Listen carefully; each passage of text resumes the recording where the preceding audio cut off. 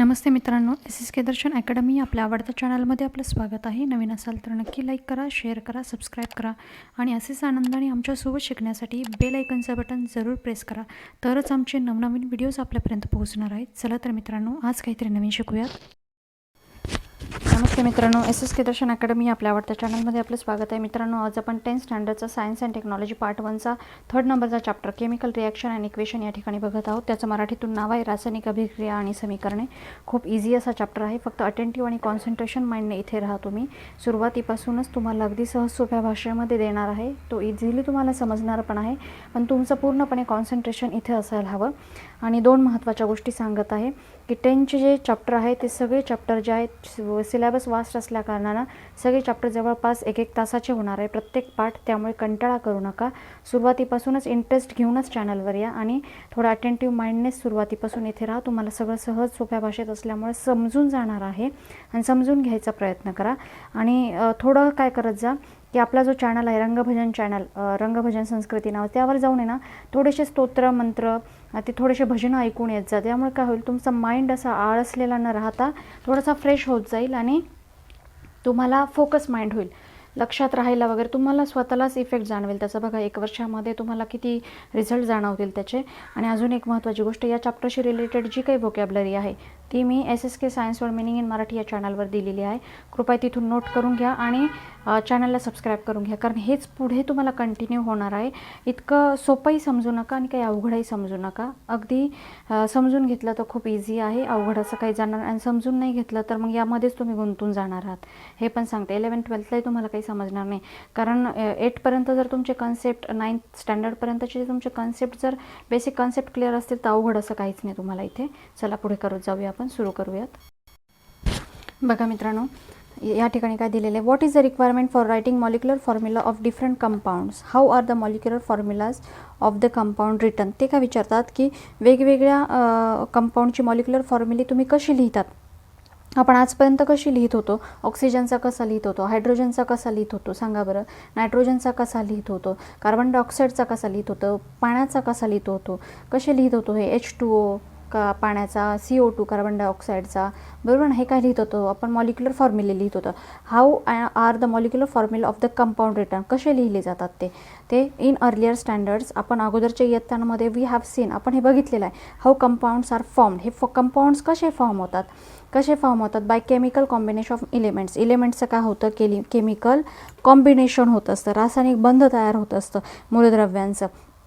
We have learned that the driving force behind formation a chemical bond is to attain an electronic configuration with a complete octet. ते काय सांगतात की काय होतात, ही जे आपण म्हणतो ना केमिकल कॉम्बिनेशन काय कधी होतं, ज्यावेळेस हे इलेक्ट्रॉनिक कॉन्फिगरेशन होतं. आता बघा 1st-2nd चॅप्टरमध्ये आपण बघितलं इलेक्ट्रॉनिक कॉन्फिगरेशनमध्ये काय होतं की ऑक्टेट कंप्लीट होण्यासाठी प्रत्येक ॲटमचा किंवा काय चाललेला असतो, झटापट चाललेली असते. आणि मग त्यामध्येच काय होतं की ऑक्टेट कंप्लीट करण्याच्या नादामध्ये एकमेकांशी काय करतात, ते शेअरिंग करतात, बरोबर ना. तर त्यामध्ये काय होतं, मग केमिकल कॉम्बिनेशन होतं, केमिकल बॉन्ड तयार होतात आणि एक नवीन कंपाऊंड तयार होत असतं. हे तर आपण बघितलं, बरोबर ना. The atoms attain a complete octet by giving, taking or sharing of electron with each other.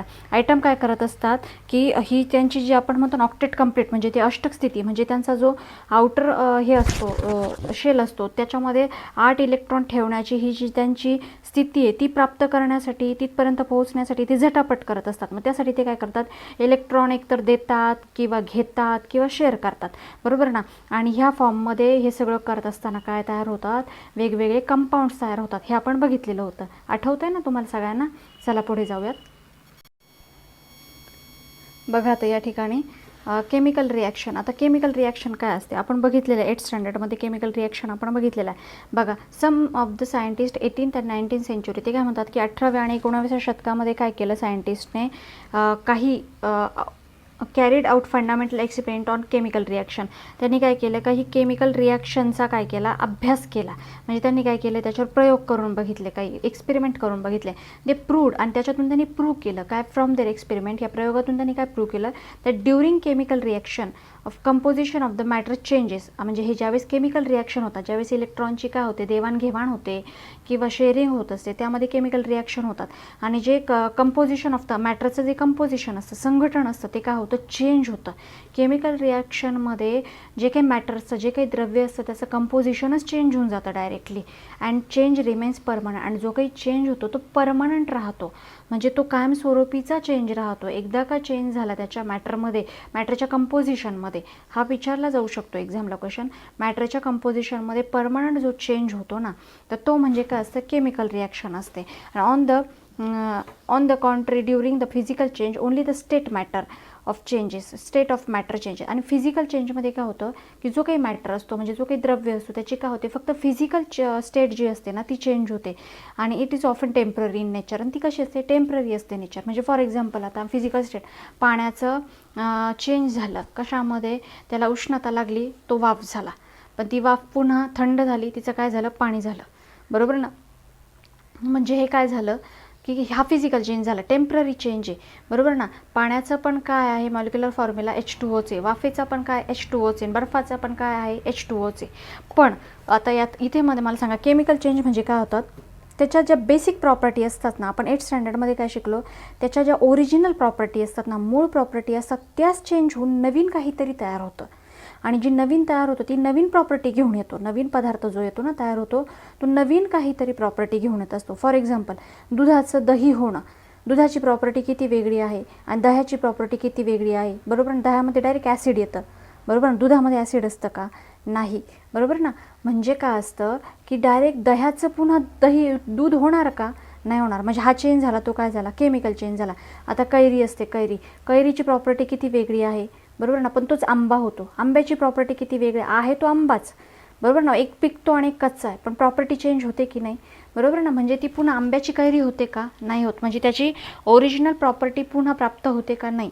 जसं मी तुम्हाला म्हणलं पाण्याची वाफ होते, वाफेचं पुन्हा पाणी होतं, बरोबर ना. किंवा बर्फाची पुन्हा पाणी होतं, पण पाण्याची पुन्हा वाफ होते. बाकीच्या याच्यामध्ये हा चेंज होतो का, अशी स्टेट होते का, नाही होत, बरोबर ना.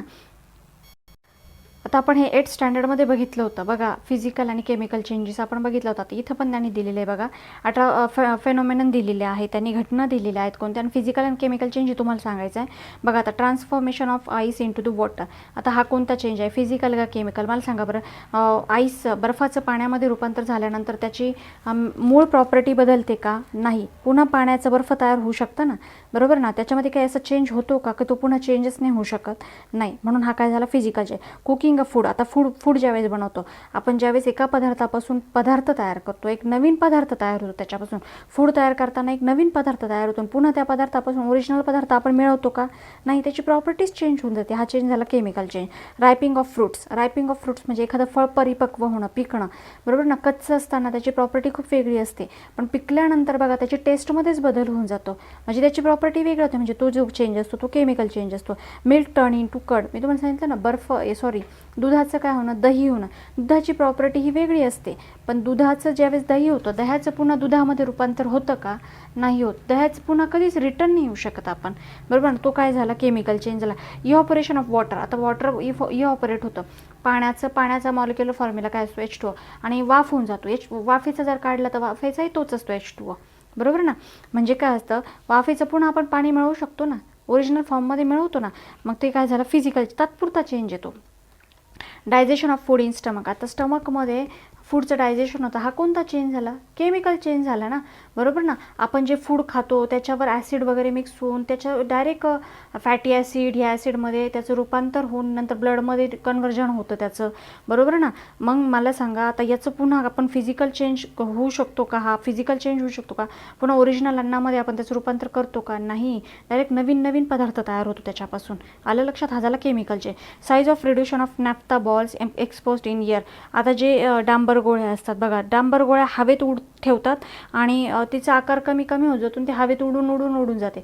उडून गेल्यानंतर आपण पुन्हा ती मिळवू शकतो का, नाही. केमिकल चेंज होऊन जातो इथे. फिजिकल चेंज असतो का, तो नाही. स्टेनिंग बघा मित्रांनो, या ठिकाणी स्टेनिंग ऑफ शहाबाद और Kadappa tile by lemon juice. आता लेमन ज्यूस जर तुम्ही शहाबादच्या टाईल्सवर जर टाकलं, तुमच्या घरी शहाबाद टाईल्स असेल तर शहाबाद टाईल्स म्हणजे काय असतं, कॅल्शियम कार्बोनेट असतं, CaCO3 असतं आणि त्यावर लेमन ज्यूस टाकला म्हणजे तुम्ही ॲसिडच टाकतात एक प्रकारे, बरोबर ना. लेमन ज्यूसमध्ये जे ॲसिड असतं तर ते तुम्ही टाकता, तर त्याच्यापासून काय निघतं मग, कॅल्शियम कार्बोनेट निघतं, कॅल्शियम क्लोराईड होतं आणि बघा फसफस होतं, म्हणजे कार्बन डायऑक्साईड त्याच्यातून काय होतो, रिलीज होऊन जातो. म्हणजे हा काय झाला, केमिकल रिॲक्शन झाली. याच्यावर काय होती, केमिकल रिॲक्शन आणि थोडंसं पाणी पण तयार होतं, H2O पण तयार होतो. आलं लक्षात. म्हणजे ही सुद्धा काय आहे, केमिकल रिॲक्शन आहे. Of glass object of falling from a height. आता एखादा काच, उंचीवरून काच खाली पडते, काचेचं भांडं खाली पडतं. आता मला सांगा, ती काच काय होणार, उंचीवरून खाली पडते, फुटली तरी पण ती काय असणार आहे, काचच असणार आहे ना, बरोबर ना. आपण पुन्हा रिसायकल करून तिच्यापासून काच मिळवू शकतो ना, नवीन ग्लास तयार करू शकतो ना.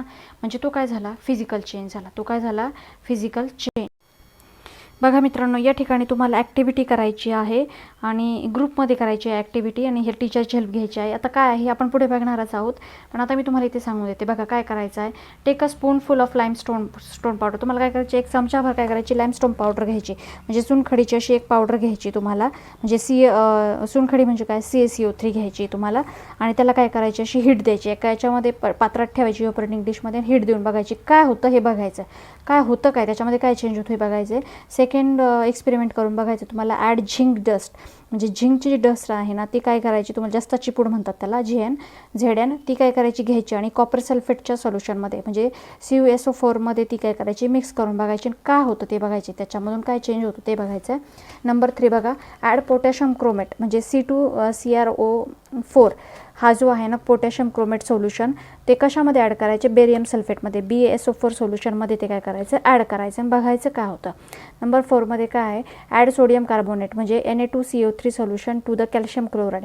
कॅल्शियम क्लोराईडमध्ये Na2CO3 सोल्युशन ॲड करून बघायचं आणि बघायचं याची रिॲक्शन काय होते किंवा याच्यामध्ये काय चेंजेस. तर हे सगळं बघायचं आहे तुम्हाला, लक्षात आलं.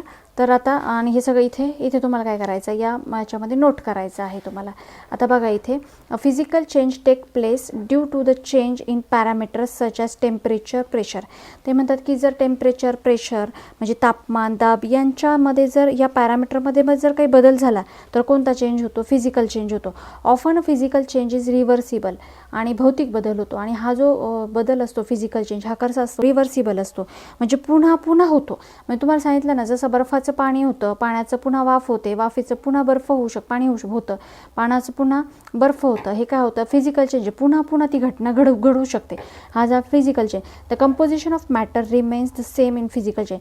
पण मॅटर जे असतं, जे काही द्रव्य असतं, तर पाणी हे सपोज द्रव्य, याचं काय होतं, मॅटरचं काय होतं की कंपोजिशन, संघटन नाही बदलत त्याच्यामध्ये, बरोबर ना, आहे तेच राहतं, H2Oच राहतं सगळ्यांचं. फिजिकल चेंज म्हणतात याला. फॉर एक्झाम्पल, नवीन काय असं तयार नाही होत की जो त्याच्या स्वतःच्या ओन प्रॉपर्टी घेऊन येईल, असं काही तयार नाही होत. For example, ice is transferred in to the water or on heating and water is transform in to ice cooling.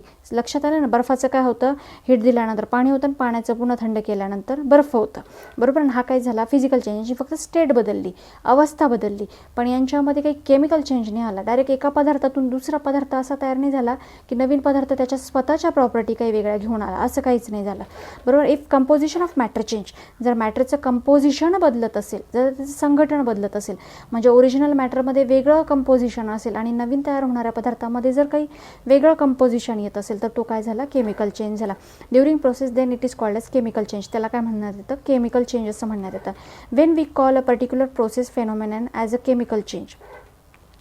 जेव्हा एखादी अशी फेनॉमेनन घडते, जेव्हा एखादी अशी घटना घडते की ज्याच्यामध्ये केमिकल चेंज होतो, some chemical reactions are taking place in the concern matter. मग त्याच्यामध्ये काय होतं की काही केमिकल रिॲक्शन्स घडत असतात. त्या मॅटरमध्ये काय घडत असतं, कधी केमिकल चेंज घडतो, ज्यावेळेस त्यांच्यामध्ये त्या पदार्थामध्ये काहीतरी केमिकल रिॲक्शन होते, त्यावेळेसच केमिकल चेंज होत असतो, बरोबर ना. ज्यावेळेस दोन पदार्थ एकत्र येतात, त्यावेळेस त्या दोन पदार्थाच्या त्या दोन मॅटरच्या म्हणजे आपण म्हणतो ना, मॅटरमध्ये काय होतं, काहीतरी केमिकल रिॲक्शन होतात. दुधामध्ये आणि दूध आणि लिंबू एकत्र केलं तर लिंबाचं आणि दुधाचं काहीतरी दोन मॅटरमध्ये काय होतं, केमिकल रिॲक्शन होते आणि मग त्याच्यापासून एक केमिकल चेंज होऊन दही तयार होतं. आलं ना तुमच्या लक्षात, काय होतं बघा, पुढे जाऊयात. बघा तर या ठिकाणी a chemical reaction is a process in which some substances undergo bond breaking and transform into new substance by forming a new bonds. आता केमिकल चेंज, केमिकल रिॲक्शन अशी म्हणजे रासायनिक अभिक्रिया, ही अशी प्रोसेस आहे, ही अशी प्रक्रिया आहे की जी घडताना काय होत असतं सबस्टन्समध्ये, म्हणजे पदार्थामध्ये काय होत असतं, अंडरगोज बॉन्ड ब्रेकिंग, म्हणजे पदार्थामध्ये काय होतं की काही बंध असतात ना पदार्थामध्ये, ते काय होतात, ब्रेक होतात आणि transform into the new substance, आणि ते नवीन सबस्टन्समध्ये फॉर्म होतात. म्हणजे नवीन रासायनिक बंध त्याच्यामध्ये तयार होतात. म्हणजे त्याचे जे ओरिजिनल रासायनिक बंध असतात ना ते काय होतात, विभाजन होतं त्यांचं आणि नवीन रासायनिक बंध त्याच्यामध्ये तयार होतात आणि नवीन सबस्टन्स तयार होतो त्याच्यामधून. लक्षात आलं ना. The substance taking part in a chemical reaction are called reactant. आता हे तुम्हाला लक्षात ठेवायचं, कारण हे रिॲक्टंट काय आहे आणि हे सगळं तुम्हाला आता प्रोडक्ट काय आहे हे तुम्हाला कंटिन्यू आता लक्षात ठेवायचं आहे. बघा आता the substance taking part in chemical reaction, आता जे सबस्टन्स, जे पदार्थ ह्या केमिकल रिॲक्शनमध्ये म्हणजे ह्या रासायनिक अभिक्रियेमध्ये सहभागी होतात, म्हणजे आता तुम्हाला सांगितलं ना लिंबू आणि दूध हे काय झाले, या रासायनिक अभिक्रियेमध्ये भाग घेणारे पदार्थ झाले, म्हणून त्यांना काय म्हणतात, रिॲक्टंट म्हणतात. त्यांना काय म्हणतात, रिॲक्टंट.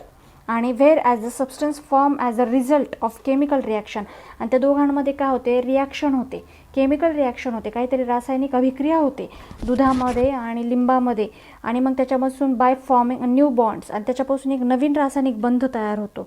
तर नवीन एक पदार्थ तयार होतो, त्याला काय म्हणतात, प्रोडक्ट. नवीन तयार झालेल्या पदार्थाला काय म्हणतात, प्रोडक्ट, म्हणजे उत्पादित असं म्हणतात. लक्षात आलं ना. म्हणजे रासायनिक अभिक्रियेमध्ये, केमिकल रिॲक्शनमध्ये जे काही सबस्टन्सेस पार्ट घेतात म्हणजे सहभागी होतात, तर त्याला काय म्हणतात, रिॲक्टंट म्हणतात. जसं की दूध आणि लिंबू, काही घ्या तुम्ही दुसरं, बरोबर ना. आता मी तुम्हाला नुसतं दुधाचं लिंबाचं सांगते, अजून बाकीचे तर बरेच काही आहेत, बरोबर ना.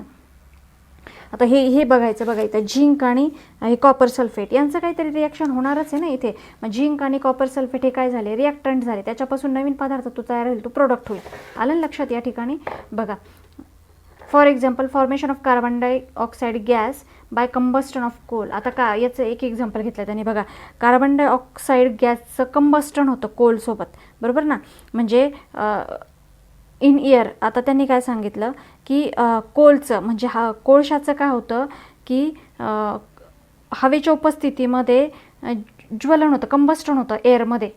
कोल एअरमध्ये जळतो आणि त्याच्यापासून कोण तयार होतो, कोण फॉर्म होतो, कार्बन डायऑक्साईड गॅस फॉर्म होतो, बरोबर ना. ही काय झाली, केमिकल रिॲक्शन झाली. म्हणजे याच्यामध्ये एअर आणि कोल हे जर एकत्र आले तर काय फॉर्म होतो, म्हणजे याच्यामध्ये कोल आणि एअर हे काय झालेले आहेत, रिॲक्टंट झालेले आहेत, आणि प्रोडक्ट काय तयार झाला, कार्बन डायऑक्साईड हा काय झाला, प्रोडक्ट झाला.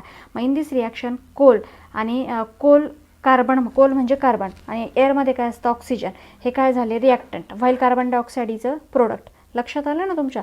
अ chemical reaction is represented by writing a chemical equation. आणि केमिकल रिॲक्शन ही नेहमी रिप्रेझेंट केली जाते. कशी रिप्रेझेंट केली जाते, तर केमिकल इक्वेशननी ती लिहून आपण आपलं ऑलरेडी 8th स्टँडर्डमध्ये झालेलं हे बघा, तर थोड्या फॉर्ममध्ये आपण शिकलेलो आहोत. ते केमिकल इक्वेशनने ती काय केली जाते, लिहिली जाते. बघा मित्रांनो, आता केमिकल इक्वेशन म्हणजे काय, आता मी तुम्हाला एक थोडक्यात सांगून देते. आता हे ऑलरेडी 8th स्टँडर्डमध्ये झालेलं आहे, मी थोडक्यात शिकवलेलं होतं तुम्हाला, तिथे बघा त्या लिंकवर जाऊन. पण तुम्हाला सांगते, ज्यावेळेस हे सायंटिस्ट काय करत होते, स्टडी करत होते, बरोबर ना, 18-19 सेंचुरीमध्ये. आणि त्यांनी काय करून बघितलं, असे कॉम्बिनेशन करून पाहिले, एक मॅटर दुसऱ्या मॅटरसोबत काय करून बघितलं त्यांनी, असे रिॲक्शन करून बघितलं आणि त्यांच्या लक्षात आलं की कंबाईन करून बघितलं आणि बघितलं काहीतरी केमिकल रिॲक्शन होत आहे. म्हणजे त्यांनी काय करून बघितलं, तर फॉर एक्झाम्पल आपल्या रेग्युलर यूजमधले म्हणून सांगते, दुधासोबत लिंबू टाकून बघितलं आणि त्यांनी बघितलं की याच्यापासून तर दही तयार होतोय, बरोबर ना. पण आता हे तर शब्दात मांडता आलं पाहिजे ना, कुणाला तरी सांगता आलं पाहिजे ना. मग हे कोणत्या तरी शब्दात फॉर्ममध्ये मांडता आलं पाहिजे, सांगता आलं पाहिजे कशी अशी रिॲक्शन होतीये, बरोबर ना. तरच कळणार आहे ना समोरच्याला किंवा जे शिकणार आहेत त्यांना. मग त्यांनी काय केलं, हे इक्वेशन फॉर्ममध्ये मांडायचं ठरवलं. मग त्यांनी त्याचे काही नियम बनवले की कसं मांडायचं, हे समजलं पाहिजे ना हे कसं मांडायचं. मग त्याचे काही त्यांनी नियम बनवले आणि हे रूल्स आपण इथे शिकणार आहोत. बघा आता केमिकल इक्वेशन.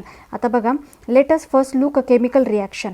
आता केमिकल रिॲक्शन बघूया इन ॲक्टिव्हिटी 2. आता ही ॲक्टिव्हिटी 2 बघूया, ही आपण बघा इथे. ॲक्टिव्हिटी 2मध्ये आपण काय केलं होतं, ॲड अ झिंक डस्ट. आता इथे काय केलं होतं आपण, झिंकची डस्ट म्हणजे जी काही जास्ताची पावडर होती ती कशामध्ये ॲड केली होती, कॉपर सल्फेटमध्ये, सोल्युशनमध्ये. म्हणजे CuSO4 हे जे सोल्युशन होतं कॉपर सल्फेटचं त्याच्यामध्ये काय केली, ती ॲड केली होती, आपण बघितलं होतं, बरोबर ना.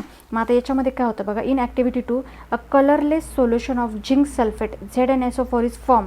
म्हणजे याच्यामधून कोणतं सोल्युशन तयार होतं मग ह्या दोघांच्या रिॲक्शनमधून, तर एक कलरलेस असं रंगहीन असं सोल्युशन तयार होतं. पण ते सोल्युशन कशाचं तयार होतं, झिंक सल्फेटचं ZnSO4चं तयार होतं on form on addition of zinc dust to the blue solution of copper sulphate. आणि त्याचप्रमाणे झिंक सल्फेटचं रंगहीन द्रावण आणि तसेच ते काय म्हणतात की कॉपर सल्फेटचं ब्ल्यू सोल्युशन म्हणतात ते ॲक्च्युली. कॉपर सल्फेटचं थोडंसं रेड तयार होत असेल, इथे थोडंसं रेडिश कलरचं येत असेल. कॉपर सल्फेट हे असतं ना, रेडिश कलरचं असतं ना कॉपर सल्फेटचं असं थोडंसं रेडिश कलरचं काय तयार होतं, असे ग्रॅन्युल्स डस्ट त्याच्यामध्ये राहून जातात. लक्षात आलं ना. इथे कॉपर पण तयार होतं बघा या ठिकाणी.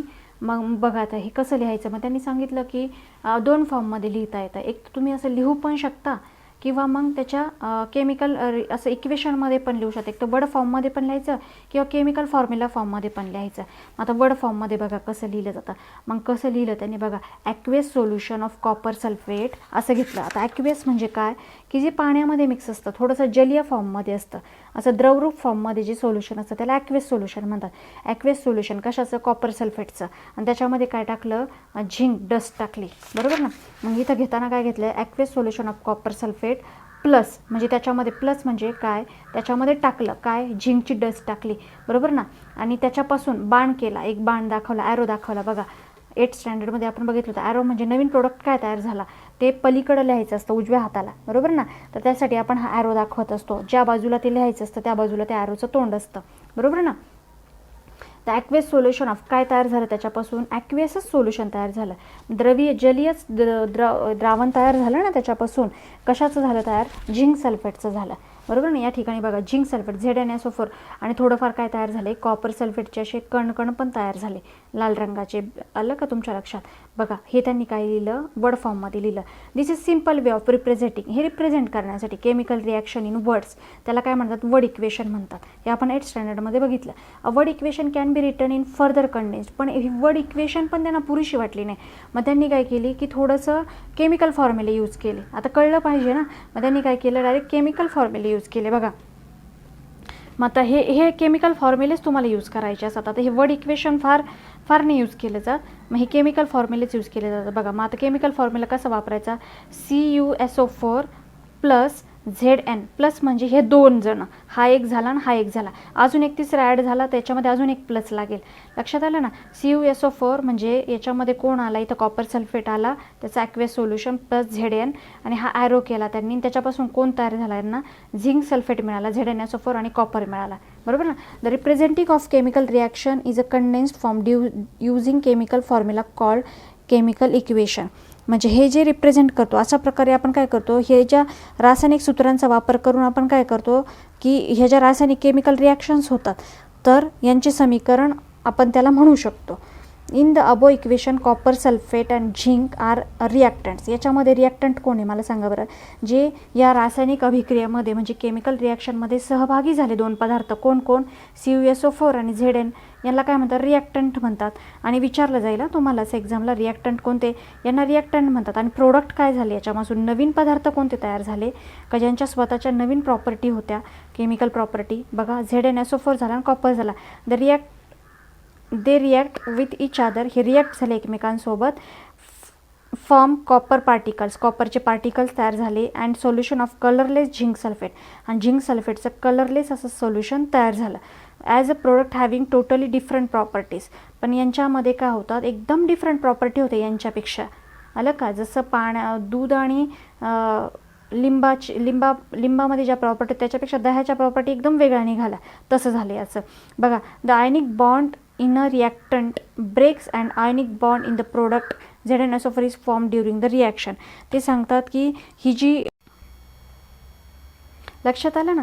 बघा, the ionic bond in the reactant CuSO4 breaks, म्हणजे जे आयनिक बॉन्ड असतात या रिॲक्टंटचे, CuSO4 या रिॲक्टंटचे आयनिक बॉन्ड काय झाले, ब्रेक झाले. आणि ionic bond product ZnS form, आणि नवीन आयनिक बॉन्ड काय झाले, फॉर्म झाले. कुणाचे, ZnSO4चे या रिॲक्शनमध्ये. आलं लक्षात.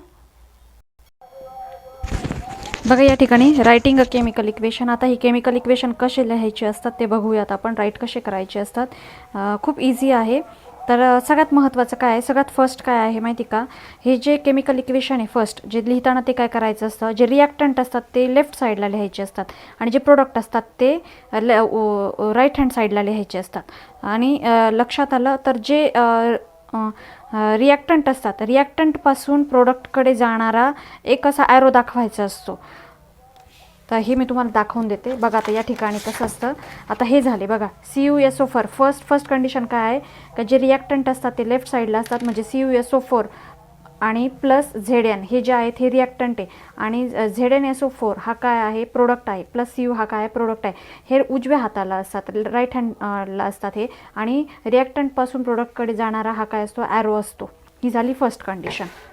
आता सेकंड कंडिशनमध्ये काय आहे, जर दोन असतील रिॲक्टंट हे जर दोन असतील किंवा प्रोडक्ट हे जर दोन असतील, 2 or more असतील, they are linked with the plus sign. आता दोन असतील, इथं रिॲक्टंट बघा किती आहे, CuSO4 पण आहे आणि Zn पण आहे. लक्षात आलं ना, म्हणजे कॉपर सल्फेट पण आहे आणि झिंक पण आहे इथे, बरोबर ना. म्हणजे दोन रिॲक्टंट येते, यांच्यामध्ये काय असतं प्लसचं साईन द्यायचं असतं. किंवा प्रोडक्ट जर दोन असतील, आता या ठिकाणी बघा किती प्रोडक्ट आहे, कलरलेसचं झिंक सल्फेट पण तयार झालेलं आहे आणि कॉपरचे काही पार्टिकल्स पण तयार झालेले आहे. म्हणजे दोन प्रोडक्ट येते, यांच्यामध्ये काय द्यायचं असतं प्लस साईन द्यायचं असतं. लक्षात आलं. If the reactant of product or 2 or more they linked with the plus sign in between them. For example in the equation 2 इथे बघितलं ना, इथे बघा प्लस साईन दिलेला आहे इथे, तेच दिलेलं आहे जे मी तुम्हाला दाखवलेलं आहे. समजली सेकंड कंडिशन. थर्ड कंडिशनमध्ये काय दिलेलं आहे,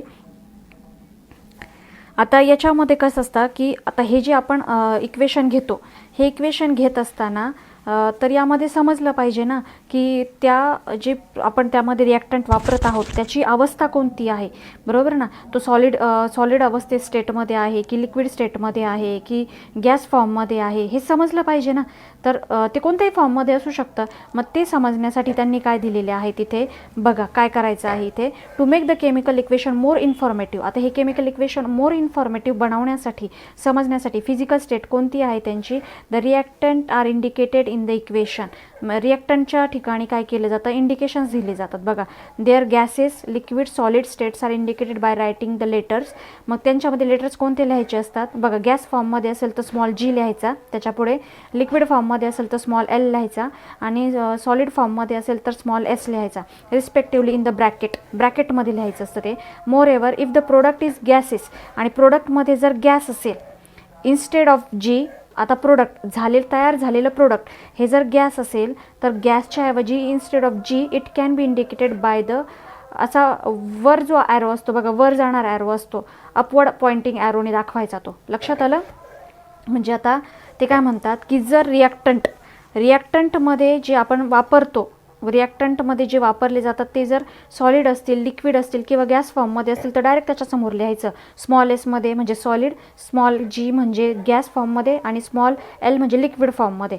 पण प्रोडक्टमध्ये जर गॅस फॉर्ममध्ये असेल, प्रोडक्टमध्ये जर एखादा गॅस तयार होत असेल तर तिथं g नाही लिहायचा, तिथे काय लिहायचं असं अपवर्ड पॉइंटिंग ॲरो करायचा असा.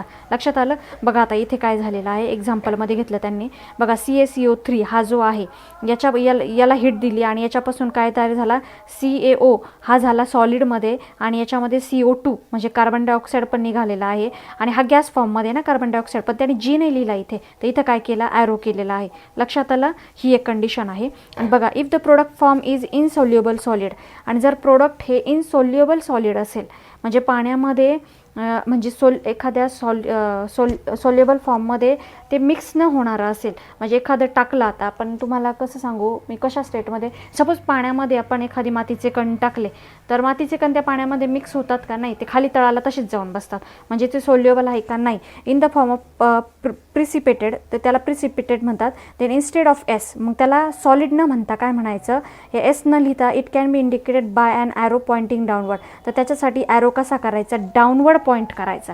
कळलं. लक्षात आलं. म्हणजे आता ही फिफ्थ कंडिशन कोणती आहे, जर प्रोडक्टमध्ये म्हणजे या बाजूला प्रोडक्टमध्ये जर इनसोल्युबल सॉलिड सापडलं, फॉर्म झालं, प्रोडक्ट फॉर्म कसं झालं, इनसोल्युबल सॉलिड असं जर सापडलं तर कसं दाखवायचं, ते डायरेक्ट सॉलिड त्याच्यापुढे s न लिहिता काय लिहायचं, डाऊन पॉइंटिंग करायचा, डाऊनवर्ड पॉइंटिंग करायचा. When reactant and product are in the form of solution in water they are said to be present in aqueous solution state.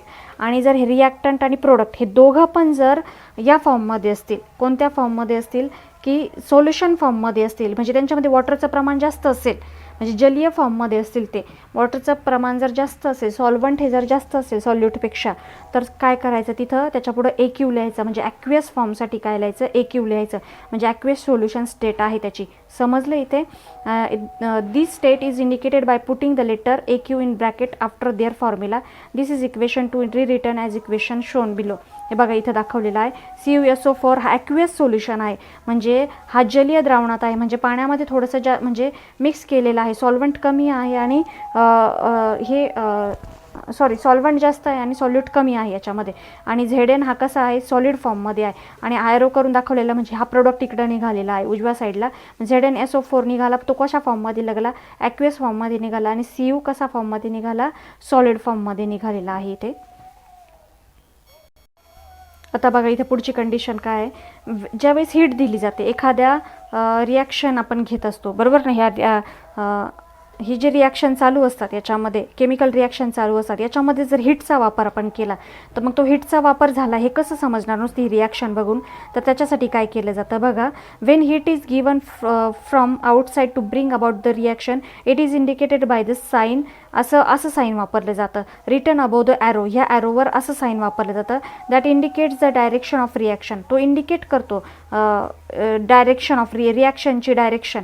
For example, the reaction in which the slaked lime is form heating limestone is written as follow. बघा आता याच्यामध्ये काय दिलेलं आहे की suppose ही lime, आता हा चुनखडी लाईम स्लेक्ट म्हणजे चुनखडी तयार होते कशाला, हीट दिल्यानंतर, लाईमस्टोनला हीट दिल्यानंतर. म्हणजे चुनखडी जर तापवली, तिला हीट दिले तर चुनखडी तयार होत असते. मग आता बघा या ठिकाणी चुनखडीचा फॉर्म्युला काय आहे बघा. CaCO3 कॅल्शियम कार्बोनेट आहे, तो सॉलिड फॉर्ममध्ये आहे. त्याला काय दिली आपण, उष्णता दिली, हीट दिली. बघा तो हीटचा सिम्बॉल बघा, हा त्रिकोण ट्रायंगल दिलेला आहे. त्याच्यापासून काय तयार झाली, चुनखडी तयार झाली सॉलिड फॉर्ममध्ये, CaO तयार झाली. आणि बघा CO2 कार्बन डायऑक्साईड त्याच्यातून काय झाला, गॅस फॉर्ममध्ये रिलीज झाला. म्हणजे जी गोष्ट रिलीज होती, कार्बन डायऑक्साईड गॅस बनून निघून गेला त्याच्यातून. मग काय झालं, त्यांनी इथे ॲरो दाखवलेला, अपवर्ड डायरेक्शनचा ॲरो दाखवलेला. त्यांनी जी लिहिला नाही, इथे अपवर्ड डायरेक्शनचा हे दाखवला, गॅस निघून गेला त्यातून. Similarly the fact that heat release during the reaction between the aqueous solution of copper sulphate and zinc dust is indicated as follow. आता बघा असं पण लिहितात ते की हीट जर त्याच्यातून बघा CuSO4 ॲक्वेस सोल्युशन घेतलं, Znचं सॉलिड सोल्युशन आहे, हा ॲरो दाखवला, हे प्रोडक्ट तयार झालेले बघा. ZnSO4 ॲक्वेस सोल्युशन तयार झालं, Cu हा सॉलिड फॉर्ममध्ये आला आणि हीट त्याच्यातून काय झाली, रिलीज. तुम्ही अशाही फॉर्ममध्ये लिहू शकता की हीट त्याच्यातून रिलीज झाली. हीट शब्द पण इथे लिहू शकता. आलं लक्षात बघा. It is necessary to fulfil certain conditions like specific temperature, pressure, catalyst etcetera. पण काही आपण म्हणतो ना, काही आता केमिकल रिॲक्शन घडून येण्यासाठी काही स्पेसिफिक टेम्परेचरची, काही स्पेसिफिक प्रेशरची किंवा काही स्पेसिफिक कॅटलिस्टची ह्या गोष्टींची गरजच असते. म्हणजे तितक्या प्रमाणात टेम्परेचर देणं गरजेचंच असतं, तितक्या प्रमाणामध्ये प्रेशर देणं गरजेचं असतं. तर अशा कंडिशनमध्ये this conditions are indicated below above the arrow indicating the direction of the reaction. मग अशा कंडिशन अशा इक्वेशनमध्ये कशा लिहायचे असतात तर ते तुम्हाला सांगितलेलं आहे या ठिकाणी. फॉर एक्झाम्पल घेतलेलं आहे त्यांनी बघा.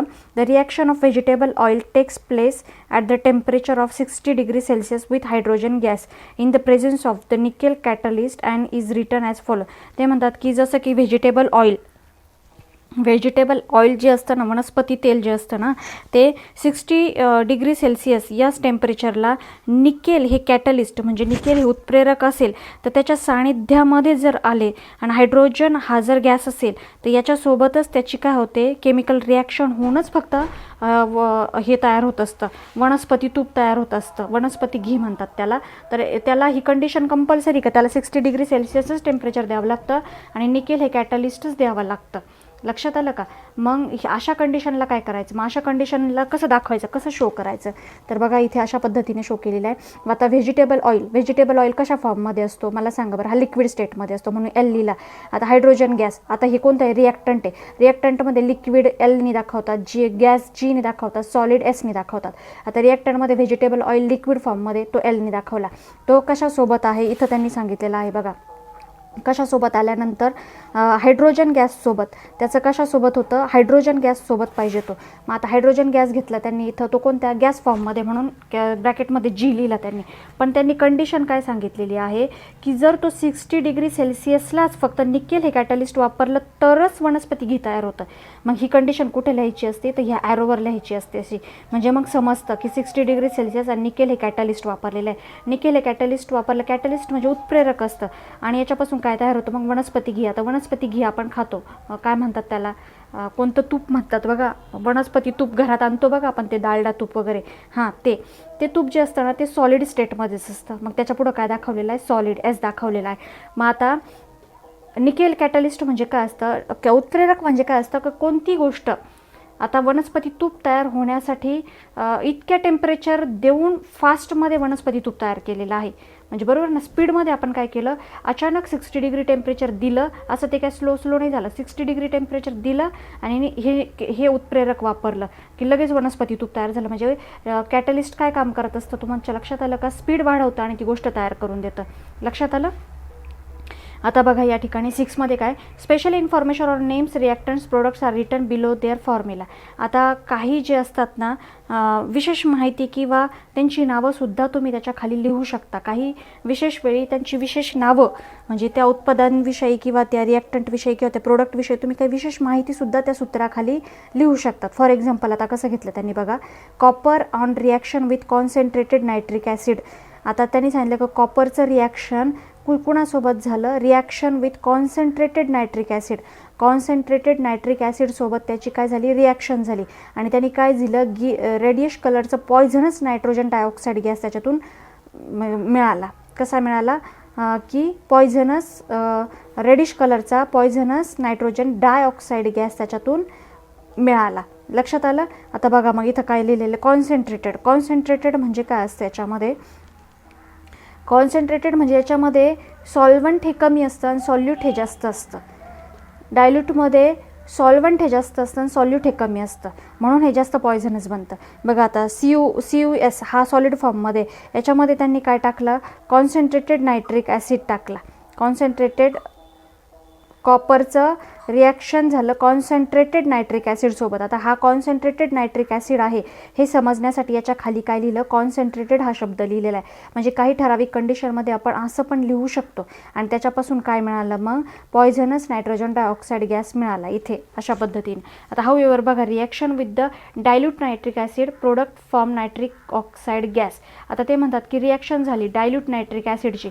आता डायल्यूट केलेलं आहे नायट्रिक ॲसिड. डायल्यूट म्हणजे याच्यामध्ये कशाचं प्रमाण जास्त आहे, सॉल्वंटचं प्रमाण जास्त आहे आणि सॉल्यूट कसं आहे, कमी आहे. जसं आपण शॅम्पू वापरतो बघा, शॅम्पू कमी असतो, पाणी जास्त असतं, ते असं डायल्यूट फॉर्म. तर त्याच्यापासून काय मिळतो की नायट्रिक ऑक्साईड गॅस याच्यामधून काय होतो, फॉर्म होतो.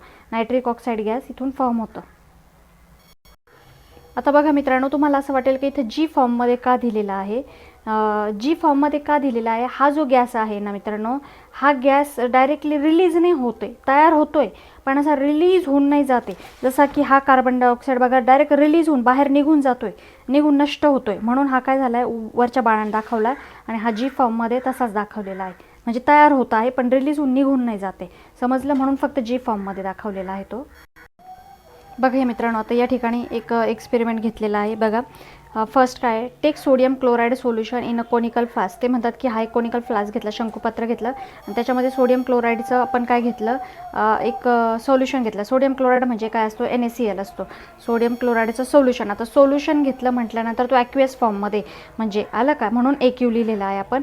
आणि silver nitrate solution in test tube, आणि त्याच्यामध्ये एक टेस्ट ट्यूब टाकली आणि त्याच्यामध्ये सिल्वर नायट्रेटचं सोल्युशन घेतलं. ते पण काय आहे, सोल्युशनच आहे. सिल्वर नायट्रेटचे आपण हे क्रिस्टल नाही वापरले, सोल्युशनच वापरलं. म्हणून आता बघा, सिल्वर नायट्रेट म्हणजे AgNO3 याचं काय वापरलं, सोल्युशनच वापरलं, म्हणून तिथं पण AQ आपण लिहिला. लक्षात आलं ना. सॉलिड फॉर्ममध्ये जर असतं तर आपण इथं S लिहिला, असं क्रिस्टल वापरले असते तर. बघा second, tie a thread to the test tube and insert it carefully in to the conical flask. याला काय करायचं, एक दोरा बांधला आणि आतमध्ये सोडलं, याच्यामध्ये सोडून दिली ती ही परीक्षण आपण म्हणतो ना, टेस्ट ट्यूब आतमध्ये सोडून दिली. Make them conical flask air tight by fitting rubber cork. आता काय केलं, तो दोरा बाहेर काढला आणि हे काय केलं, टाईट केलं, रबरनी पॅक करून टाकलं. Weight the conical flask with the help of balance. आता याचं वेट करून बघितलं किती आलं, वेट करून बघायचं कोनिकल फ्लास्कने याचं वेट किती येतं. त्यांनी वेट किती दाखवलेलं आहे 300.23 ग्रॅम असं दाखवलेलं आहे त्यांनी. बघा now tilt the conical flask and mix the solution presence in the test tube with the solution in the conical flask. आणि त्यांनी काय केलं नंतर असं तिरका केलं आणि मिक्स केलं हे सोल्युशन. कोणतं टेस्ट ट्यूबमधलं कोणतं सोल्युशन होतं याच्यामध्ये सिल्वर नायट्रेटचं जे सोल्युशन होतं ना ते सोडियम क्लोराईडमध्ये काय केलं मिक्स करून टाकलं त्यांनी आणि बघितलं आणि पुन्हा वेट केलं कोनिकल फ्लास्कचं अगेन पुन्हा काय केलं वेट केलं. आता मिक्स केल्यानंतर बघा किती आलं वेट पुन्हा 300.23 ग्रॅम इतकंच आलं आहे. Which changes did you find तुम्हाला कोणते चेंजेस दिसले त्याच्यामध्ये. Did any insoluble substance form कोणता इनसोल्युबल सबस्टन्स याच्यामध्ये फॉर्म झाला का ते म्हणतात. Was there any change in weight तिथं चेंजमध्ये काही चेंज झाला का वेटमध्ये काही चेंज झाला का हे सांगायचं आहे.